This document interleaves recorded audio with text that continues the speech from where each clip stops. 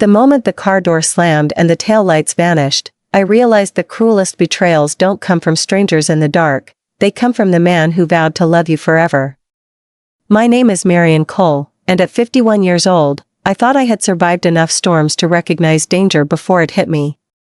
But nothing, absolutely nothing, prepared me for the moment my husband turned a petty argument into a life-altering wound. We had been traveling with his old college friends through a stretch of quiet French coastline, the kind of place that appears in travel magazines, cobblestones polished by centuries, pastel houses glowing under soft golden light, cafes spilling laughter into warm evening air. It should have felt dreamy. But dreams have sharp edges when you stand beside a man like Daniel, whose charm impressed everyone but me, the woman who lived with the truth behind the facade. What began as a disagreement over his drinking spiraled into something darker. His friends, loud and careless after too much wine, nudged him toward cruelty the way boys dare each other to jump off cliffs. And Daniel, always obsessed with seeming bold, took the dare without hesitation. "You're always ruining the fun," he hissed, breath thick with alcohol. I told him I just wanted to go back to the hotel. I didn't raise my voice. I didn't accuse. I simply wanted peace. But Daniel never tolerated boundaries, especially mine, and then it happened. He climbed into the rental car. His friends already inside snickered. The engine roared to life. I stepped forward, stunned, thinking he might be bluffing. He wasn't. He pulled the door closed, leaned out of the window, and with a smirk that will haunt me for the rest of my life said, "Your purse has everything you need. You're smart. Figure it out." Then the tires shrieked. The car lurched forward, laughter spilled out like broken glass, and I was left standing there, a middle-aged woman in a foreign country with no plan, no partner, and no idea what came next. For a long moment, my mind simply refused to believe. This wasn't real. This wasn't Daniel. There had to be some reasonable explanation. Behind me, diners at a sidewalk cafe watched in confusion as I remained frozen, trying to breathe through the tightness in my chest. Minutes passed. Then more. Each one stretched like a rope pulled taut until it snapped. When the sun dipped behind the terracotta rooftops, a numb coldness replaced my disbelief. No one was coming back. I checked my purse. A small wallet with limited cash. A passport. A phone nearly out of battery. Enough to survive a night, maybe, if I was careful. But not enough to undo the humiliation burning through my ribs like fire. I wandered until I found a small guest house above a bakery. The elderly woman who answered the door didn't speak English, but she saw the tremble in my hands and ushered me inside with gentle understanding. The room she offered was cramped, outdated, and smelled faintly of flour, but it was safe. And safety was more luxury than I'd had in hours. When I finally powered my phone, every call to Daniel went straight to voicemail. My messages delivered, then disappeared into silence. I tried his friends. Also blocked. That was when the truth hit me fully. This wasn't a drunken impulse, this was punishment, this was meant to break me. I slept in fragments, waking every time a car passed below, hopeful then crushed again. At dawn, my pillow was damp with tears I did not remember shedding. On the second day, hunger forced me outside. I bought a small sandwich and wandered the edges of the town, scanning for any sign of Daniel. Nothing. The world continued as if I didn't exist. By the third morning, something inside me cracked. I walked into a pawn shop whose windows displayed worn watches and abandoned wedding bands. My hand shook as I twisted off the ring Daniel had given me. It had once symbolized devotion. Now it symbolized captivity. The shopkeeper offered far less than its worth. I took it anyway. Freedom rarely comes at a fair price. With the money, I bought a bus ticket to the nearest city, planning to find a flight home. But home wasn't waiting for me. Home was a house Daniel controlled, a life designed to keep me small, silent, and convenient. As I stared at the departure board, something unexpected happened. A memory surfaced, me laughing in a design studio years ago before marriage, before compromise after compromise eroded who I was. I remembered the color palettes I adored, the creativity, the independence. I remembered a woman Daniel had worked hard to erase. Maybe this was my chance to find her again. So instead of heading toward the airport, I stepped onto a bus traveling in the opposite direction, toward the border, toward uncertainty, Toward anywhere he would never think to look. Hours passed. Countries blurred. Hunger gnawed. Fatigue dragged my eyelids heavy. But beneath the exhaustion, a tiny spark flickered. A spark that whispered, maybe his cruelty wasn't the end, maybe it was the beginning. When the final bus dropped me in a quiet coastal village in northern Spain, I stumbled onto a dusty road lined with silvery trees. My legs ached. My water was gone. My heart felt like a cracked stone. The world tilted as I walked, the trees shimmered, the sky pulsed, then my knees buckled, I hit the ground, breath knocked from my body, vision shrinking to a tunnel of spinning light. The last thing I remember was the faint rustle of leaves and the metallic taste of surrender filling my mouth as I whispered a truth I had never dared admit: I can't go back. Darkness swallowed the rest. I thought collapsing on that lonely road was the end of my story, but sometimes life sends an angel wearing worn sandals and carrying the strength you never knew you needed. When consciousness floated back to me, it came in fragments, warm hands on my shoulders, the scent of oregano drifting on a dry breeze, a voice layered with worry. I forced my eyes open and saw an elderly woman kneeling beside me, her sun-creased face framed by silver hair pulled into a neat braid. She spoke rapidly in a language I didn't recognize, tapping my cheeks until I managed to whisper something that barely sounded like my own name. She helped me sit upright and lifted a tin flask to my lips. Cool water flooded my throat so fast I choked. She murmured encouragement, steady and soothing, as if she'd rescued wandering strangers 1,000 times before. My vision steadied enough to see the grove surrounding us, rows of silvery trees rustling under the afternoon light, branches swaying like whispers. The woman pointed to herself and said, "Lena." Then she pointed to me with a warm, expectant smile. "Marion," I croaked. She nodded as if she had always known. With surprising strength, she helped me to my feet and guided me toward a small stone farmhouse perched on a hill. My legs barely obeyed, trembling with every step, but Lena kept her arm linked with mine, determined and steady. The old house came into view, clay tiles faded by decades of sun, vines crawling up the walls, a chimney puffing lazy ribbons of smoke that carried the smell of simmering vegetables. Inside, the kitchen felt like stepping into another century. Wooden beams held bundles of herbs, and a heavy clay pot bubbled on a rustic stove. Lena lowered me into a chair as if placing a fragile object she intended to protect. She called out in a firm voice, and moments later an elderly man stepped in, tall, weathered, with a thick white mustache and eyes sharp enough to read a person's entire past with one glance. "Joran," Lena said, introducing him. He grunted in acknowledgement, studying me not with suspicion but with a quiet, measured concern. Lena ladled soup into a bowl and placed it before me. The first spoonful tasted like comfort, like safety, like everything I had forgotten I deserved. When I tried to explain how I'd ended up collapsed on a rural road in a foreign country, no shared language could bridge the details. So I used gestures, hands mimicking a car driving away, fingers forming tears, a broken line for heartbreak. Lena softened instantly, placing a hand over mine. Joran's jaw tightened as if offended on my behalf. They showed me a small room at the end of the hallway, simple, spotless, with a handmade quilt folded neatly at the foot of the bed.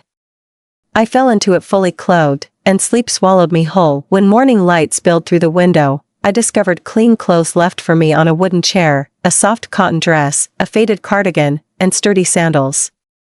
My own clothes were folded in a tidy stack, washed and dried. No one had cared for me like that in years. Downstairs, Lena poured dark coffee into a chipped ceramic mug while Joran sliced warm bread.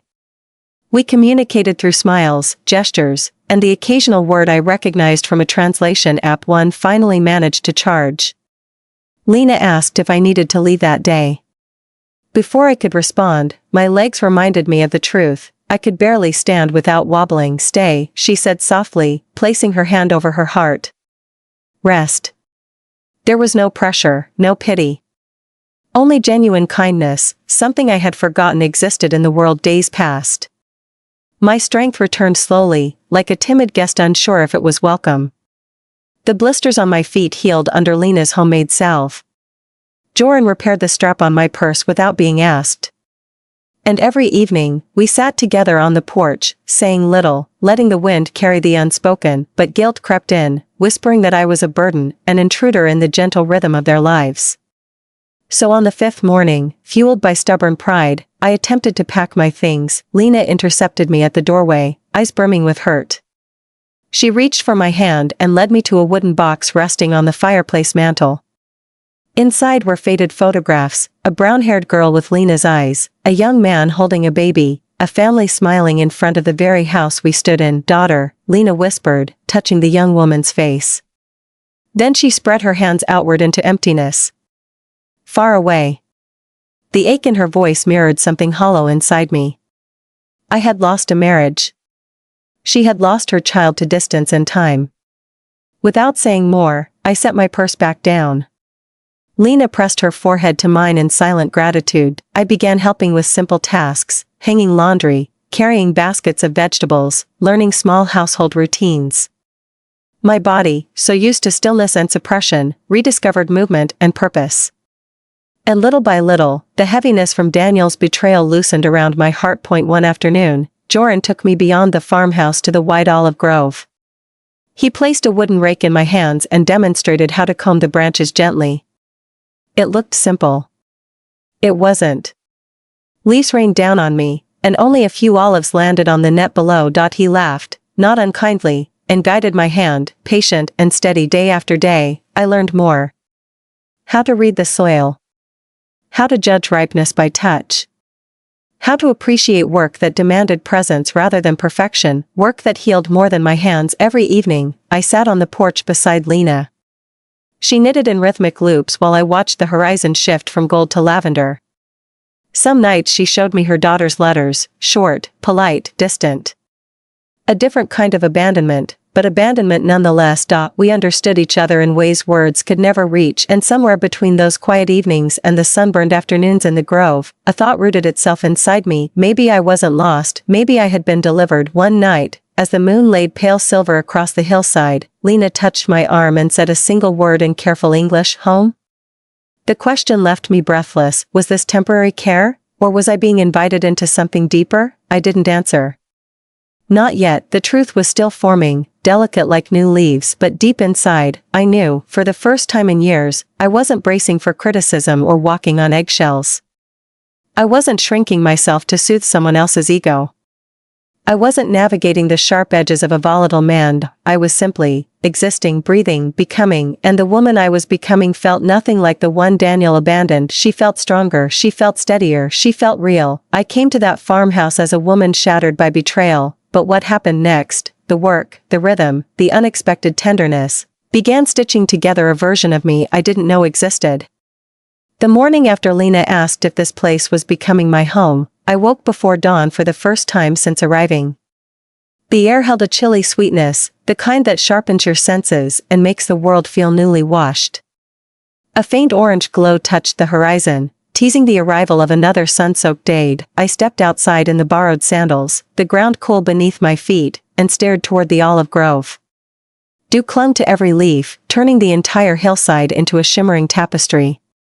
For the first time in a long while, the day ahead felt like a promise instead of a threat. Lena joined me on the path, pressing a warm cloth-wrapped bundle into my hands.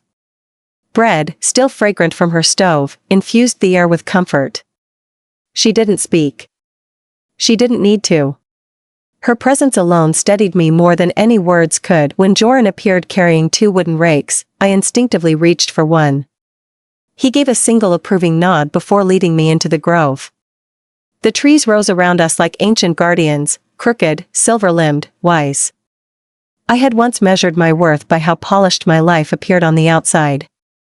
Now I was learning the quiet language of imperfection, twisted trunks, missing branches, fruit of uneven size, and how beauty often lives in the things that survive hardship. My first attempts at combing the branches were still clumsy, but Joran took time to teach me the subtleties, how to feel the resistance of the branch before dragging the rake, how to gather the fruit without bruising it, how to listen for the soft patter that meant the olives were falling into the net. Hours passed, yet I felt no impatience. Each movement pulled me farther from Daniel's shadow. Each olive that touched the ground felt like a tiny reclaiming of the woman I used to be. By midday, sweat darkened the cotton fabric of my dress, streaking dust across my arms. My muscles trembled from new exertion. My hands tingled with the beginning of blisters. But none of it felt like punishment. It felt like rebirth. Lena called us in for lunch, waving from the porch with a tin pitcher of cool water. The three of us ate together at a wooden table scarred by decades of family meals. She served tomatoes that tasted like sunlight, cheese from a neighbor's goats, and olives marinated in herbs I still couldn't pronounce. We ate without hurry. Without performance. Without judgment. It struck me then, how many years I had spent slicing through every meal in silence, measuring my bites so Daniel wouldn't comment on my weight, my appetite, my self-control. Here, food tasted like freedom. After lunch, Lena took me into the kitchen. She pointed to a line of jars filled with deep green oil that sparkled under the window light. The pride in her expression was unmistakable. She showed me how to inspect each jar, how to filter impurities, how to seal the lids with practiced precision. The fragrance, earthy, sweet, bright, filled every corner of the room. Work, she said simply, touching her chest. Heart, she added, touching mine. Then she smiled. The lesson was clear. This wasn't just labor. It was devotion. Legacy. A connection to the land and to each other. That evening, Joran brought out an old wooden crate filled with handmade tools, some carved, some forged, all worn smooth from years of use. He lifted a small knife with a curved blade and placed it in my hand. The balance felt natural, almost destined. Yours, he said in careful English. Emotion pricked behind my eyes so quickly I couldn't blink it away. No one had ever handed me a tool as if I were worthy of carrying their trade, their trust, their future. Daniel had always insisted that anything I touched needed supervision, correction, improvement, but here, in this place of dirt roads and humming cicadas, I was being offered belonging. That night, I lay awake staring at the ceiling. Thoughts swirled like restless birds. Could I stay here?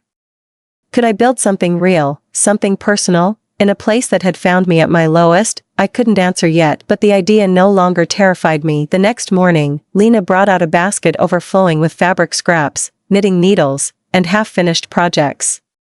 She sat beside me on the porch and began showing me how to cast stitches, her hands moving slow and patient. I failed repeatedly, the yarn slipped, the loops twisted, the rows curled like frightened leaves, but Lena simply smiled and tried again with me, as many times as I needed. There was no irritation. No sighs of disappointment. No passive-aggressive comments, only encouragement, only warmth, only love. I didn't know how much I had starved for this until it surrounded me. Later that afternoon, a neighbor named Sophia arrived carrying a basket of lemons. She kissed Lena's cheeks, greeted Joran with a teasing scold, then turned her kind gaze on me. I braced myself. I had spent years shrinking under Daniel's social circle, women who inspected my clothes, my hair, my posture with the sharpness of critics waiting to strike. But Sophia simply took my hands and said, "You are welcome here." The words cracked something open inside me. Over the next days, villagers began stopping by with greetings, fresh produce, small gifts, and stories spoken slowly enough for me to understand. The isolation I had carried for so long began dissolving into connection. One cloudy afternoon, rain pattered gently on the roof while I worked beside Joran in the shed. I wiped olive residue from my fingers and caught my reflection in a small metal lid. I hardly recognized the woman staring back at me. Her skin glowed from sun and sweat. Her hair curled freely instead of being ironed into submission. Her shoulders no longer hunched, no longer braced for criticism that never came. She looked alive, unapologetically alive. That night, as thunder rumbled in the distance, I sat by the fire with Lena. The flames cast warm shadows on her face. Without looking at me, she softly asked a single word, "Stay?" The question settled over my heart like a gentle weight, not pressure, but possibility. I didn't answer right away. I wanted truth, not impulse. So I looked around the room, the handmade mugs, the worn quilts, the quiet strength of a home built by hands and heart. I thought of Daniel, of the emptiness I had lived in, of the fear that ruled every breath. Then I thought of the grove, the soil, the work, the unexpected tenderness, the woman I was becoming, and for the first time since my marriage shattered, hope didn't feel reckless. It felt deserved. I didn't say yes, not yet, but I whispered the first honest words I had dared speak in years. I don't want to go back. Lena took my hand, gripping it with the strength of someone who understood every layer beneath my confession, and in the glow of the fire, with rain humming against the windows and the grove whispering just beyond the walls. I sensed the truth. I wasn't running anymore. I was slowly, quietly, beautifully growing roots. If you want part 4, 1,000 words, just say, write part 4. If you want me to adjust part 3 to exactly 1,000 words, just tell me. I thought healing meant escape, but the truth unfolded differently. Healing demands roots, courage, and a willingness to step into the spaces life offers when everything familiar has already crumbled beneath you. I woke on a morning washed in rose-colored sunlight and realized something had shifted inside me. Not a dramatic epiphany, not a sudden lightning strike of certainty, but a steady warmth spreading through my chest, a quiet knowing that the life growing around me had started sinking deeper into my bones. The farmhouse hummed with its usual music, Lena humming as she prepared breakfast, Joran's boots scraping across the porch, the distant rustle of olive branches waking in the early breeze. I moved through the kitchen with an ease that surprised me. I no longer felt like a visitor tiptoeing through someone else's world. I felt like a thread woven into a tapestry that existed long before me, yet now, somehow, included me. After breakfast, Joran called me outside with a gesture, brusque but gentle, a sign I had come to understand meant he had something new to teach. I followed him into the grove where the morning light sifted through the branches, turning everything soft and gold. Today, he handed me a metal pail and pointed toward the older trees with deeper green fruit. He touched one olive, rolled it between his fingers, and nodded toward my hands. Time to learn how to choose the best harvest, fruit by fruit. A task of patience. A task of discernment. At first, I thought the job would be simple. It wasn't. It required an instinct I had not yet developed, an instinct I desperately wanted to master. Because every lesson here wasn't just about olives, it was about becoming someone new. Joran watched me struggle for a long while before stepping closer, guiding my hand with a quiet firmness that held no judgment. I absorbed every gesture, every subtle correction, hungry for the knowledge. This land had become my teacher, and I was its most devoted student. By midday, my pail held a small but worthy collection. When I carried it to Lena, she beamed as if I'd offered her a treasure chest. She kissed my cheeks, murmured something soft, and placed a cool cloth on the back of my neck. That simple act, that maternal tenderness, nearly undid me. I had spent so many years craving this kind of care without ever admitting it. We ate lunch beneath the pergola, bread warm from the oven, glistening tomatoes, herbs picked minutes earlier. Everything tasted alive, as if flavored by sunlight itself. As I ate, I felt something unexpected, hunger. Real, shameless hunger. Not the restrained sips and tiny bites I had taken beside Daniel, always afraid my appetite would become one more thing for him to critique. Here, food wasn't the enemy.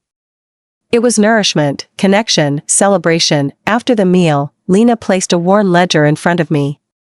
She tapped the page and nodded. Numbers filled the lines, carefully written, decades old, structured in ways that carried pride but not clarity. She pointed to me, then the book, then to the small shelf where her grandson's ancient computer Saturday she said. Make better.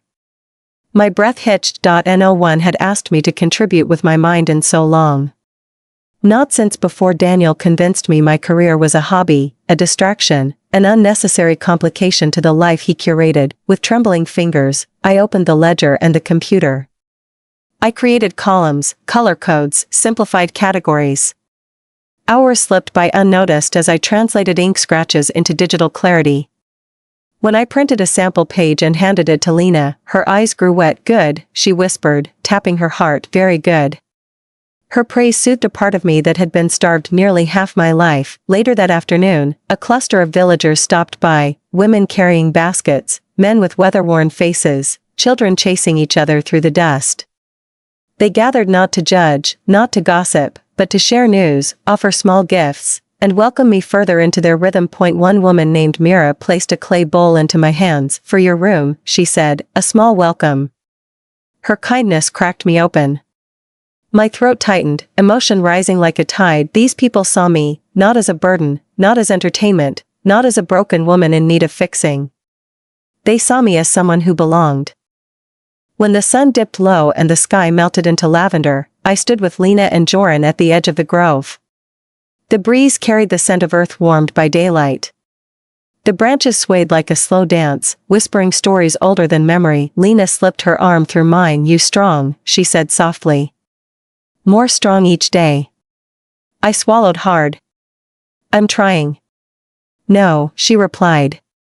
You living.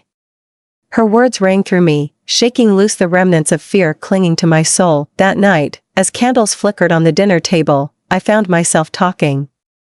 Really talking. Not about Daniel, not directly, but about the years I had wasted shrinking to fit into a life that never valued me. About the dreams I once chased. About the woman I had been before compromise twisted me into someone unrecognizable. Lena listened without interrupting. Joran nodded occasionally, his silence steady and reassuring. By the time we finished eating, I felt lighter than I had in decades. Later, alone in my room, I ran my fingers over Myra's clay bowl. The simple artistry, the uneven rim, the glaze pooled in tiny valleys, reminded me of something I had long forgotten. Beauty lives in imperfection. Strength grows in unexpected places. Healing begins when silence breaks. I thought about Lena's question. Stay? Could I? Was I brave enough to uproot everything I had known, or was I already rooted here without realizing it? I paced the room, heart pounding, torn between past and present. The window framed the grove in silver moonlight, each tree bending slightly under the night breeze. I imagined walking among them every morning for years to come. I imagined learning every task with devotion. I imagined becoming someone who didn't just survive, someone who thrived. I pressed my forehead against the cool glass. I do not want to leave. The truth was so clear it frightened me, yet fear wasn't the cage it used to be, because now, I had strength, I had guidance, I had purpose, and for the first time in my adult life, I had a choice. I turned from the window, breath steady, heart newly anchored. Tomorrow, I knew, would demand courage, but I also knew this: I was ready to step into the life unfolding before me, not as a guest, not as a burden, but as a woman finally awakening. I never expected a quiet village to hand me a future, yet one conversation, one impossible offer, forced me to choose between the woman I had been and the woman I was becoming. The morning began like any other, with the scent of warm bread drifting through the farmhouse and the hum of the grove whispering in the distance. But something in the air felt different, charged, waiting. Lena watched me with a knowing softness as she poured coffee into mismatched mugs, her eyes lingering as if she carried a secret she was ready to reveal. Joran joined us at the table, slower than usual, a thoughtful heaviness settling over him. He cleared his throat in that familiar way that meant he had made a decision, a firm one. I paused mid-bite, sensing the shift before a single word was spoken. Lena reached for my hand across the table, her fingers warm, grounding. Marion, she said gently, we talked today. I nodded, though uncertainty fluttered through me like unsettled wings. She exchanged a glance with her husband before continuing in careful English. You work. You learn. You help us. Many months. She touched her chest, then mine. You family now. The word hit me with such force I nearly forgot to breathe. Family. Something I had tiptoed around for years, afraid to want it, afraid to admit how deeply I longed for it. Joran leaned forward, his weathered hands folding on the table. We old, he said simply. Very old. He pointed toward the grove stretching beyond the window. Trees live long, but they need hands. Strong hands. Young hearts. I waited, pulse quickening. Lena inhaled deeply, as if choosing her words with care. We think, she whispered. You stay. You learn everything. Then, she looked at Joran again, who gave a solemn nod. Farm yours. Business yours. Legacy yours. The world spun. For a moment I could not speak, could not even swallow. I felt suspended between two realities, the one I had fled, and the one being offered to me now, as casually and profoundly as sunlight breaking through storm clouds. You want me to run this place? I whispered. Lena smiled through shining eyes. Not want. Trust. Joran added quietly, you respect land. Land respects those who give heart. I pressed my palm against my chest, trying to steady the tremor inside me. No one had ever entrusted me with anything this meaningful. Daniel had let me manage schedules, parties, trivialities, but never purpose. Never power. Never passion. The idea of owning land, shaping a future, belonging to something older and larger than myself. It filled me with awe and terror all at once. What if I fail? I asked. Joran shook his head. Failure is not when you fall. Failure is when you stop learning. His words struck a place inside me that had remained bruised for too long. We spent the morning walking through the grove while they explained their vision.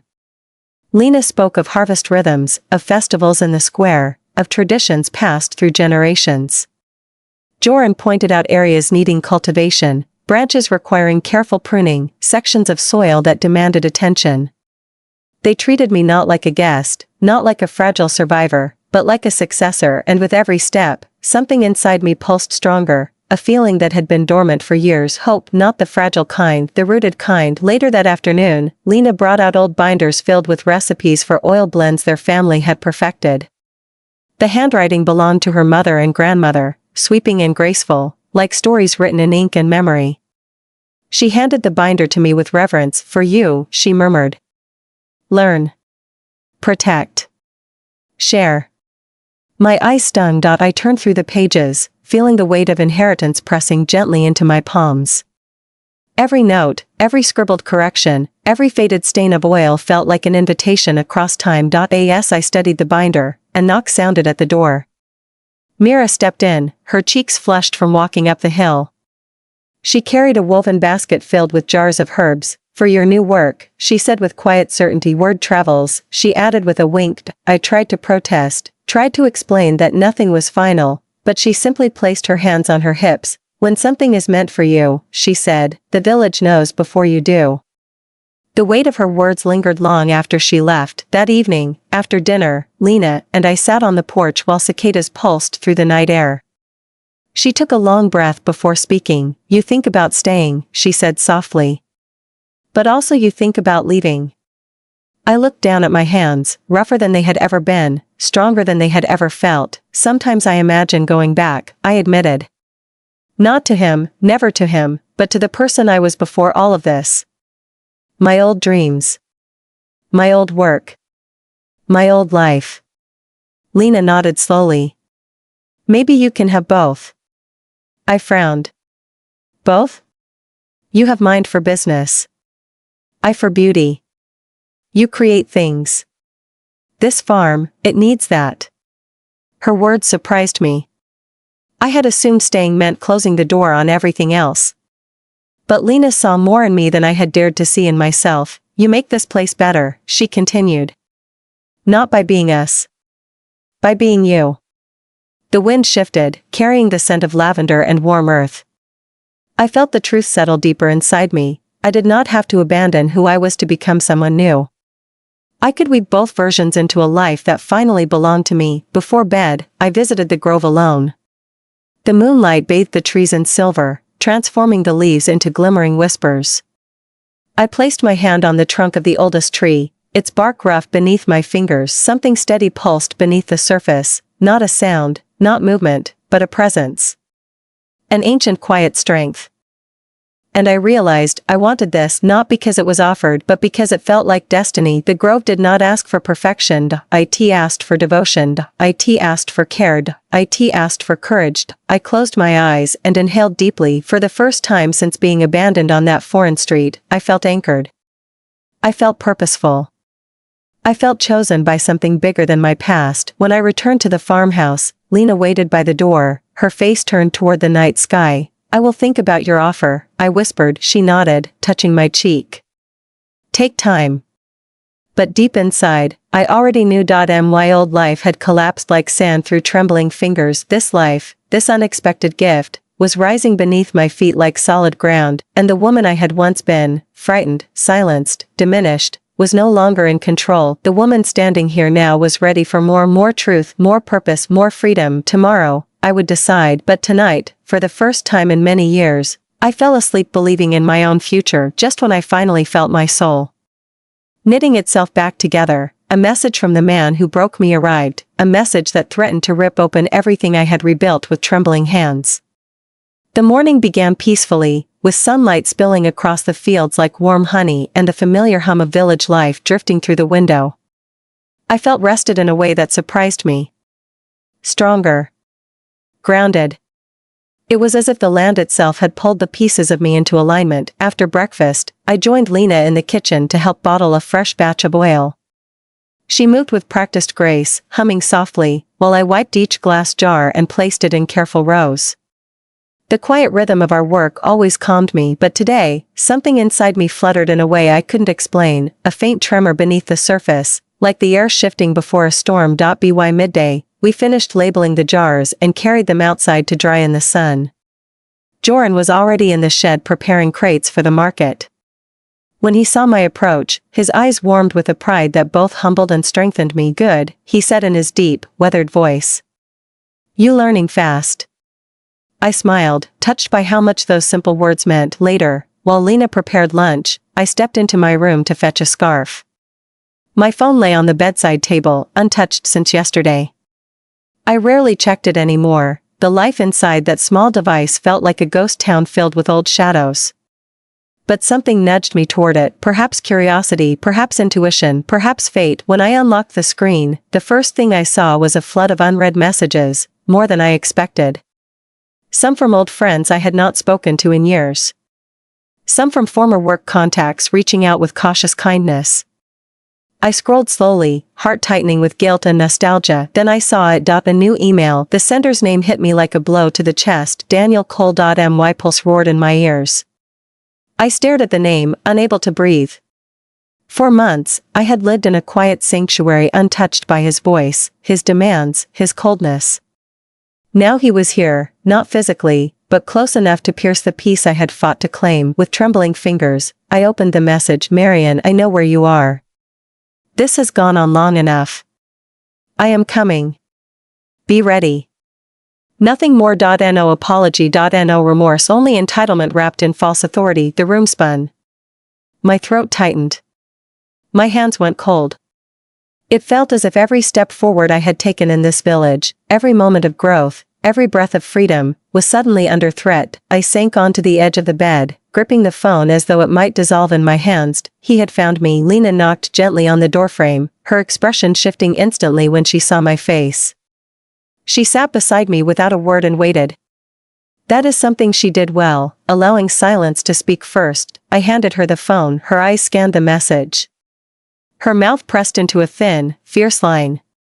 She placed a steady hand on my back. "You safe," she said firmly. "Here, you safe."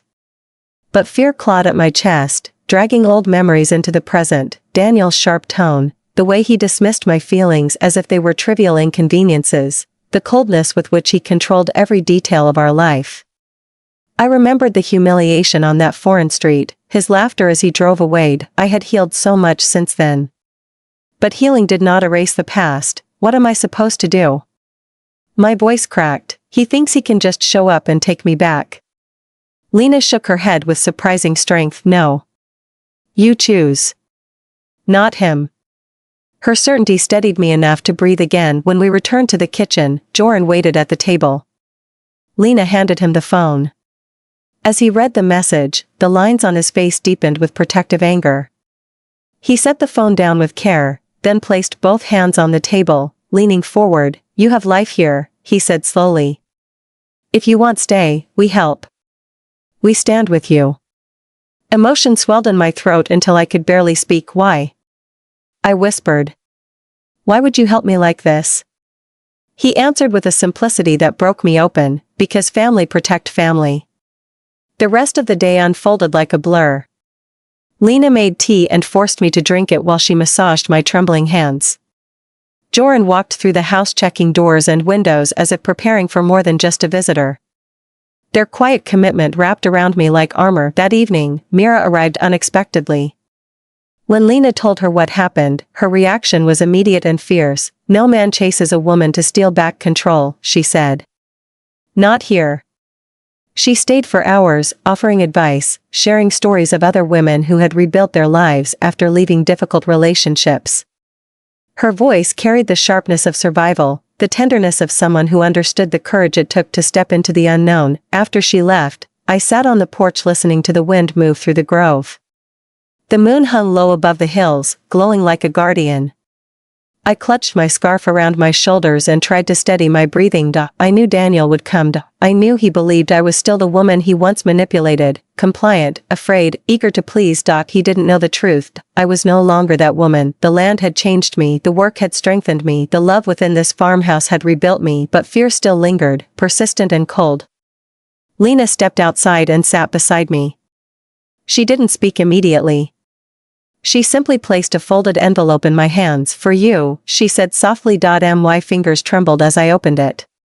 Inside was a set of documents, legal papers, written in both the village language and English.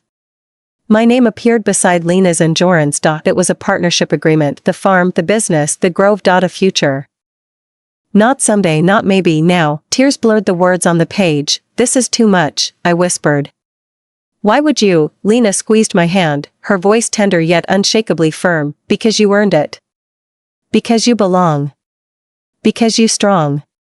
I pressed the papers to my chest and sobbed quietly, overwhelmed by the magnitude of what they were offering. Not charity, not rescue, but a life built on trust and shared purpose. And suddenly, Daniel's message no longer felt like a threat. It felt like a test, a reminder of the life I had escaped, the woman I had refused to remain, and the strength I had reclaimed piece by piece among these ancient trees. As the night deepened, I whispered a vow into the cool air: "I will not be taken back."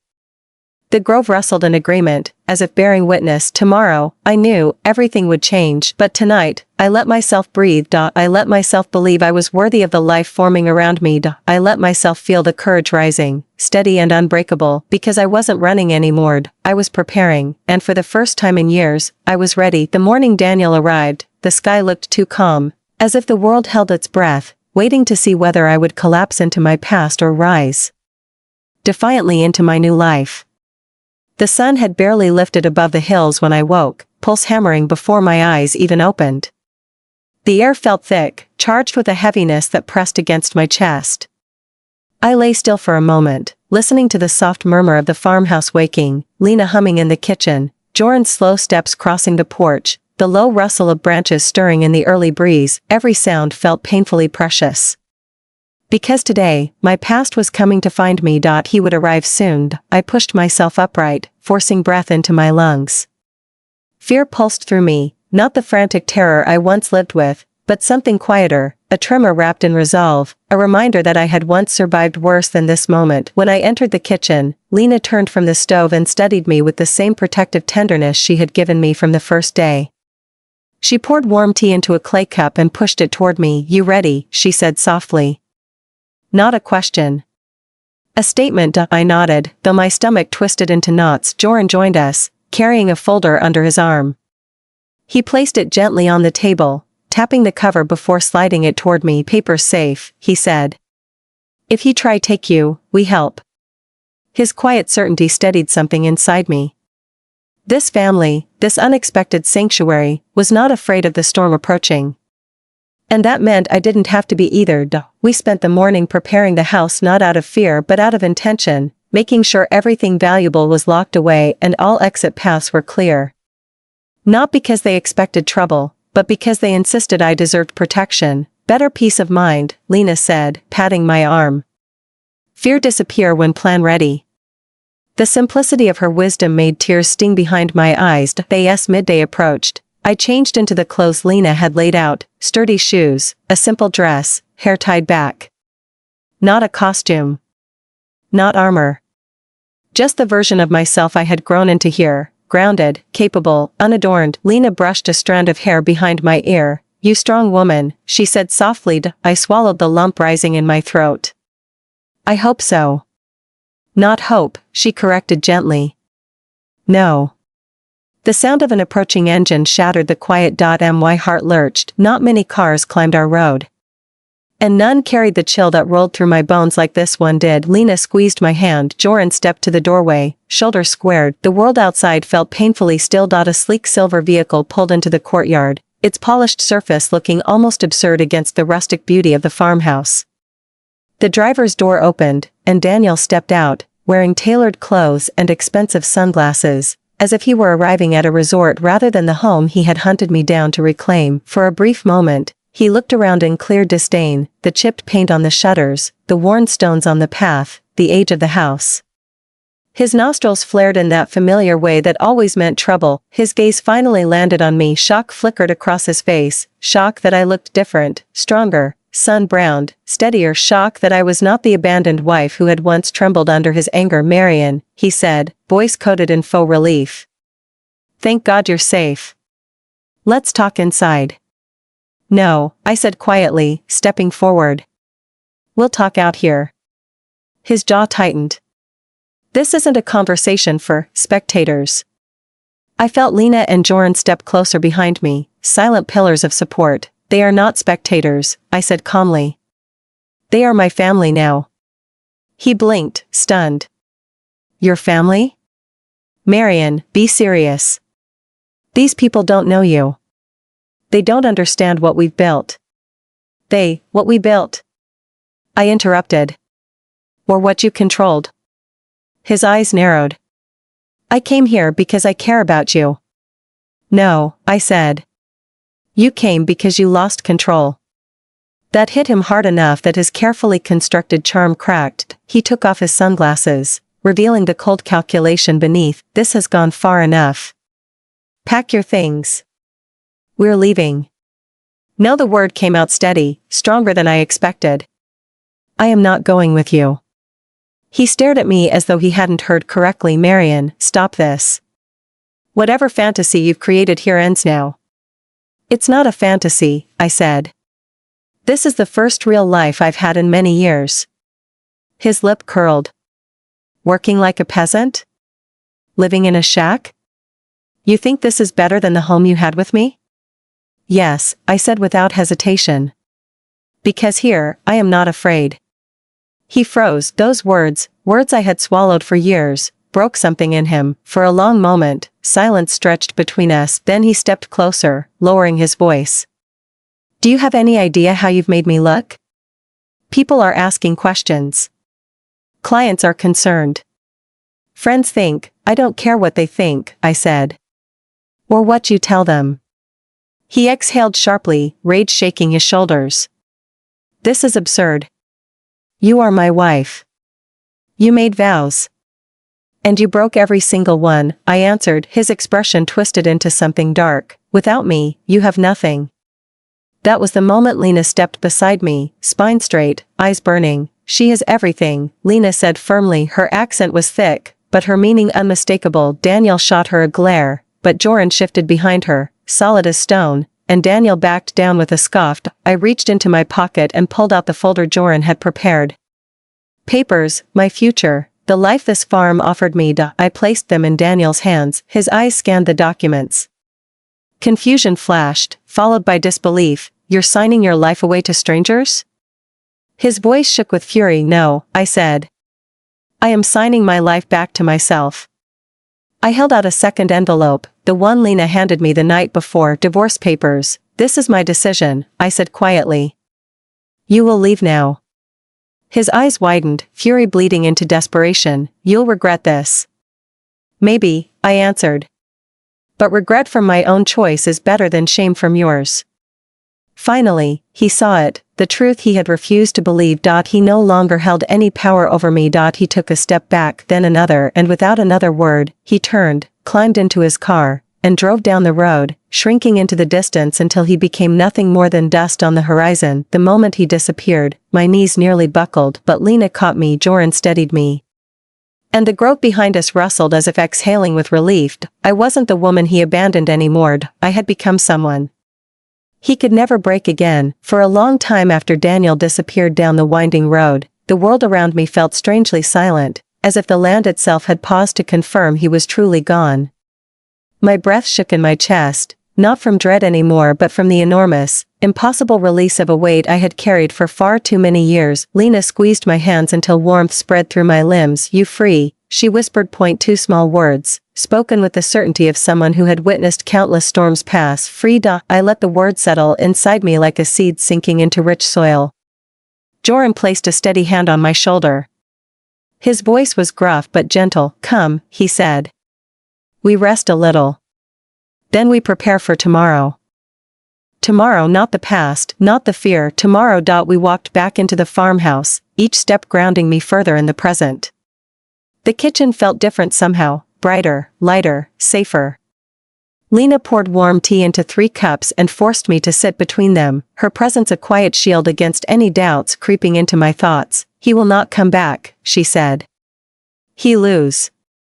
You win. But I didn't feel like someone who had won anything. I felt like a woman who had narrowly escaped being dragged into a life she no longer recognized.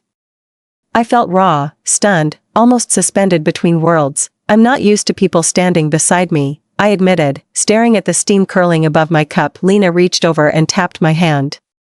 You're not alone. Never alone here. Her certainty warmed me more than the tea. Later that afternoon, the villagers began arriving, not because anyone called them, but because word traveled quickly along these hills. Women with sunbrowned faces carried jars of broth, fresh loaves, fruit preserves. Men with soil under their nails lingered at the doorway, offering firm nods and quiet reassurance. Even children clung to their mother's skirts, peeking at me with wide, curious eyes. Mira was the first to sit beside me. She strode through the room with the sharp determination of a woman who had weathered more storms than she could count. Without a word, she wrapped her arms around me in a fierce, unexpected embrace. He cannot hurt you anymore, she said into my hair. You have a whole village now. A whole village. The idea was almost too big to hold. As people gathered on the porch, sharing stories of women they had protected, choices they had defended, boundaries they had helped uphold, I realized something profound. This place wasn't just a safe haven. It was a community of survivors, of rebuilders, of souls who believed fiercely in second chances. I wasn't an outsider anymore. I was being woven into their collective heart. When the sun dipped low, turning the sky to molten gold, the villagers started preparing a simple meal: olives, bread, roasted vegetables, fresh cheese. They filled the long table beneath the pergola and insisted I sit at the center. This is your welcome, Mira said. Welcome? I echoed. She nodded. To your real life. The meal felt like a celebration, but not the kind filled with noise or spectacle. It was quieter, deeper, a ceremony of belonging. Each bite tasted like healing, each laugh like reclaimed air, each smile like a warm thread stitching me into the fabric of this land. At one point, a small girl approached me holding a handmade bracelet woven from soft twine and tiny blue beads. For you, she whispered shyly. For good luck. The gesture pierced me with tenderness so sharp I nearly cried. I slipped the bracelet onto my wrist. It's beautiful, I told her. She grinned before racing back to her mother. As twilight melted into night, a soft breeze carried music from somewhere beyond the grove, someone playing a stringed instrument, slow and soulful. The sound drifted over us like a lullaby meant for women learning to breathe again. When most of the villagers left, Joran and Lena remained beside me at the table. Fireflies flickered between the branches overhead, painting the grove with tiny sparks of living light. You strong today, Joran said quietly. But strength not mean no fear. Strength means stand even when shaking.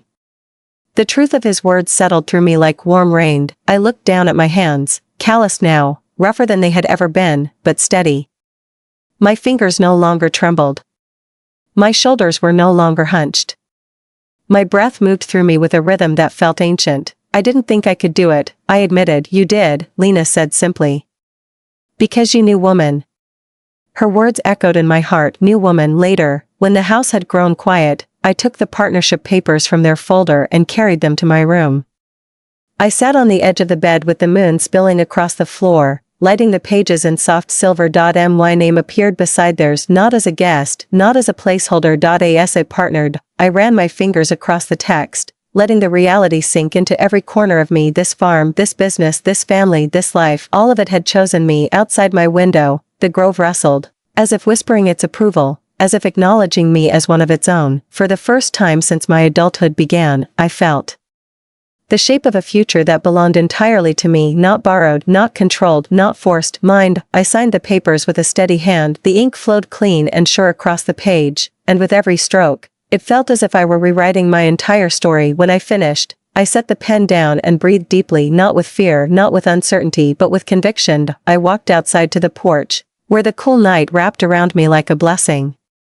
The sky glittered above the grove, a quiet, eternal canopy, and in that stillness, I understood the truth. Freedom wasn't just the absence of Daniel, freedom was the presence of myself. I stood tall beneath the moonlit branches, feeling the earth solid beneath my feet. Tomorrow, I would face whatever came next. Tomorrow, I would step fully into the life I had chosen. Tomorrow, I would claim the destiny I had once been too afraid to imagine. But tonight, I allowed myself to feel proud of the woman I had become, proud of the courage blooming inside me, proud of the home I had discovered in the most unexpected place. I whispered into the quiet grove, "I'm not afraid anymore."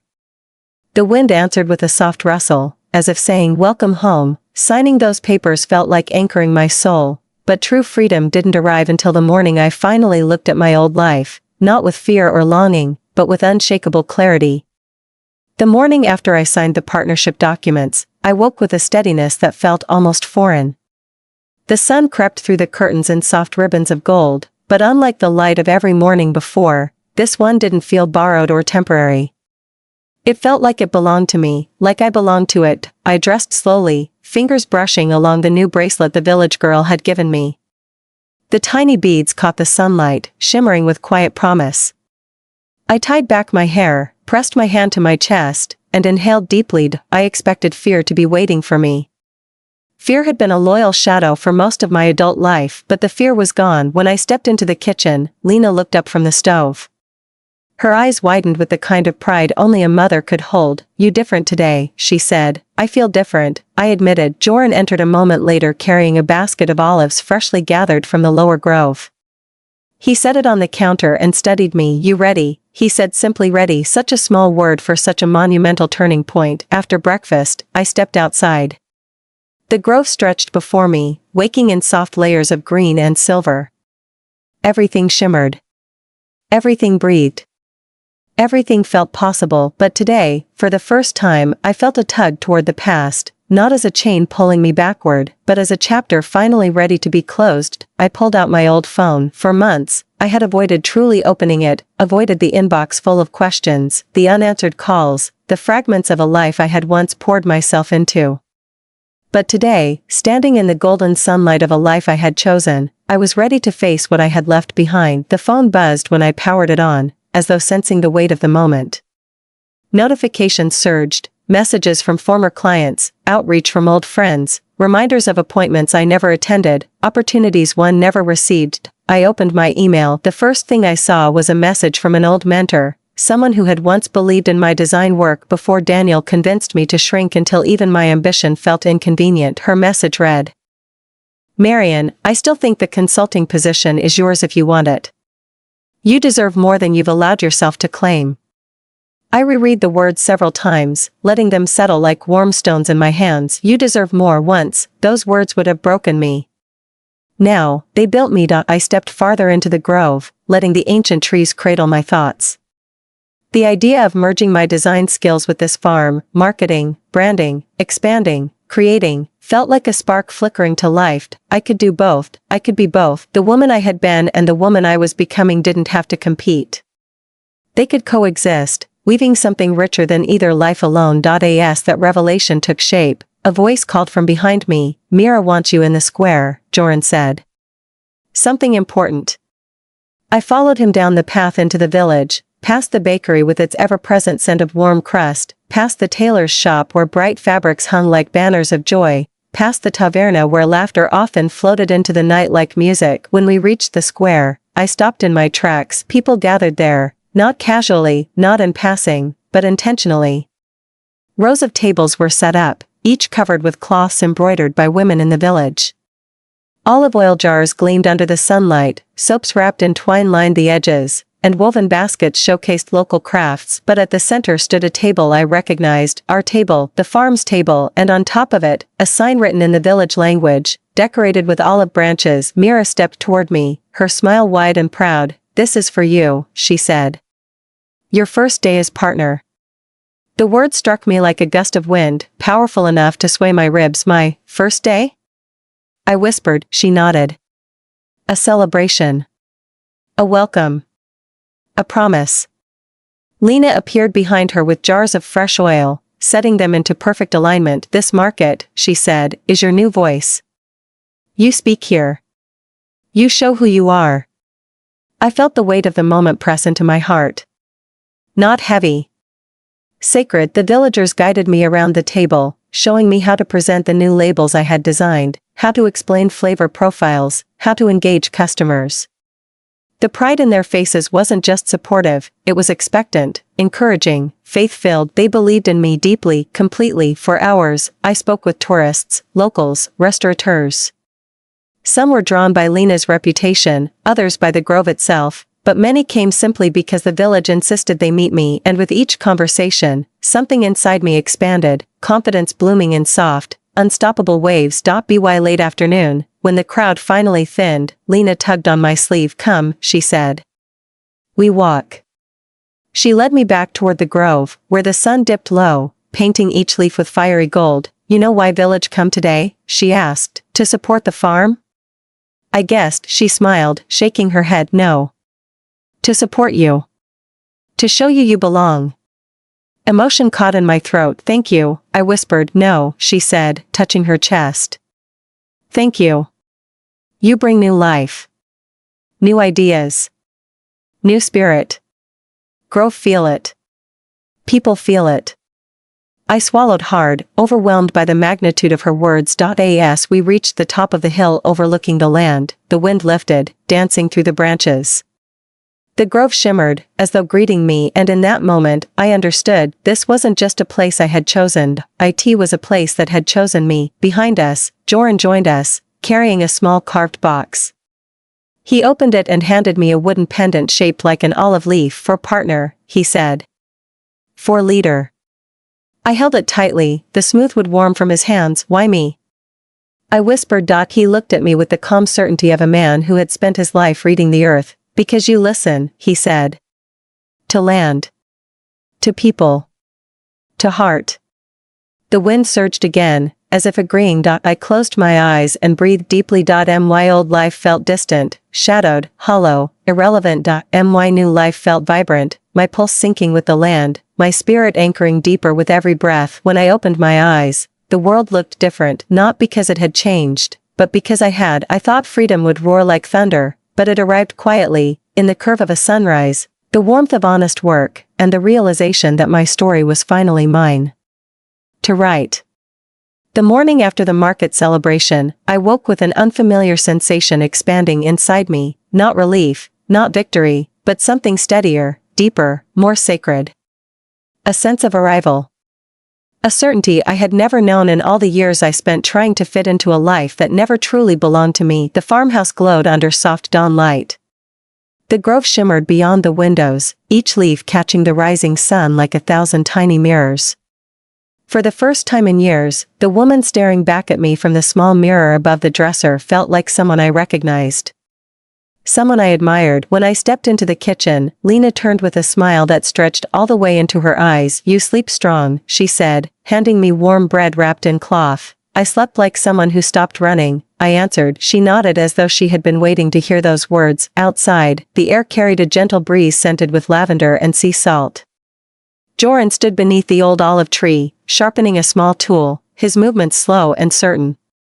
He looked up when I approached. Good day, he said. Good day for future. I understood the meaning beneath his words. Today was no longer about survival. Today was about building. We walked together into the grove, the ground soft beneath our feet. As we worked side by side, I felt a confidence I had never experienced before, not the brittle confidence built from pleasing others, but the kind born from alignment with a life that felt authentic. Hours passed in peaceful silence. The land hummed with quiet promise. Birds moved between branches. The wind whispered through the leaves. Everything felt alive. Later, as we returned to the farmhouse, I spotted Mira approaching from the village. Her stride was purposeful, her expression warm. You have visitors, she said. People who want to meet the new partner. The word startled me. The new partner? She laughed. You think the village keeps secrets? Everyone knows. I blushed, unexpectedly touched. We walked to the square together, where more locals waited, the baker who gifted me my first warm loaf, the tailor who insisted on altering my borrowed dress, the elderly couple who always offered fruit from their orchard.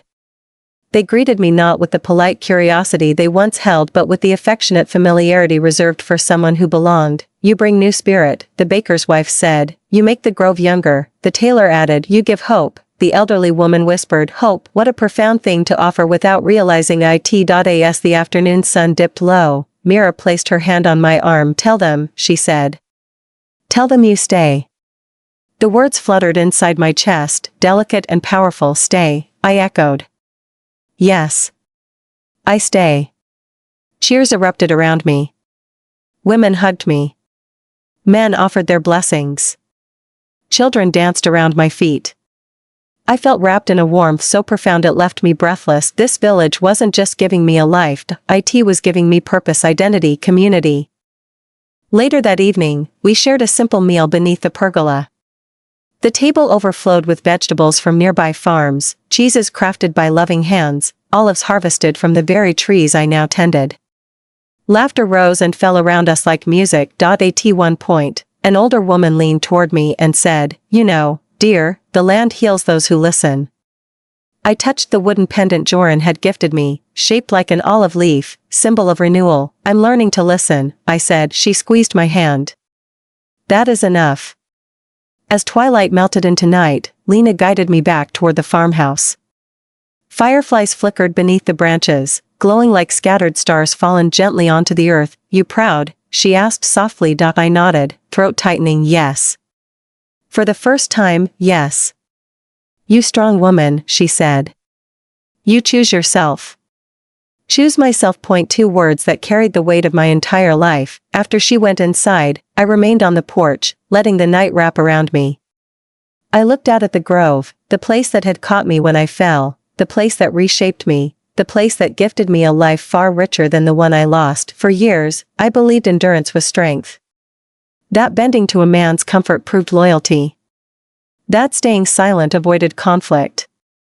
That shrinking myself created harmony. But I learned something here, something powerful enough to rewrite my entire story. Strength isn't quiet suffering. Strength is choosing yourself even when the world calls it rebellion. Strength is walking away from the cage you once decorated as home. Strength is trusting that the life you deserve is waiting beyond fear. The grove rustled gently, as if agreeing. I placed my hand on my heart, feeling its steady rhythm, no longer frantic, no longer fearful, no longer searching for permission. This was the woman I had become, a woman who left the man who broke her. A woman who built a new life from nothing but courage and hope. A woman who found family where she least expected it. A woman who listened to the land and learned to bloom again. A woman who finally understood that beginnings often hide inside endings. A woman who chose herself, fully, fiercely, finally. If there's something I want every woman listening to feel right now, it's this: your story is never finished. Not at 50, not at 60, not ever. You are allowed to rewrite your life. You are allowed to leave what breaks you. You are allowed to choose peace over approval, courage over fear, and purpose over expectations. Do not let anyone convince you your best chapters are behind you. Sometimes the most powerful ones begin after everything falls apart. If this journey touched your heart, please subscribe, share, and stay with me. More stories of strength and rebirth are waiting.